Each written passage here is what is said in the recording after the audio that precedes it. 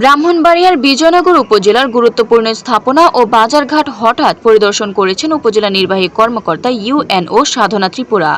সোমবার ৭ এপ্রিল দুপুরে তিনি চম্পকনগর গরুর বাজার, তোহা বাজার, উপজেলা মুক্তিযোদ্ধা কমপ্লেক্স সহ বিভিন্ন স্থান ঘুরে দেখেন। বিজয়নগর প্রতিনিধি মোহাম্মদ শামীম মিয়ার প্রতিবেদনে থাকছে বিস্তারিত। পরিদর্শনকালে ইউএনও সাধনা ত্রিপুরা স্থানীয় ব্যবসায়ী, রাজনৈতিক ও সামাজিক নেতৃবৃন্দ এবং সংশ্লিষ্ট দায়িত্বপ্রাপ্তদের সঙ্গে কথা বলেন এবং বাজার ব্যবস্থাপনা, স্থাপনার রক্ষণাবেক্ষণ সহ বিভিন্ন বিষয়ে প্রয়োজনীয় দিক নির্দেশনা দেন।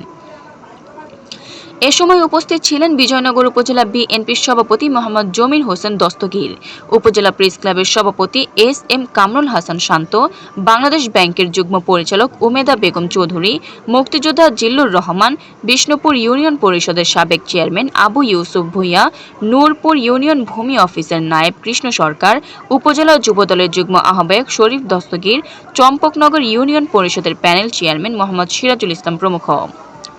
সাংবাদিকদের সঙ্গে আলাপকালে ইউএনও জানান, আগামী রবিবার উপজেলায় সার্ভেয়ার যোগদান করবেন।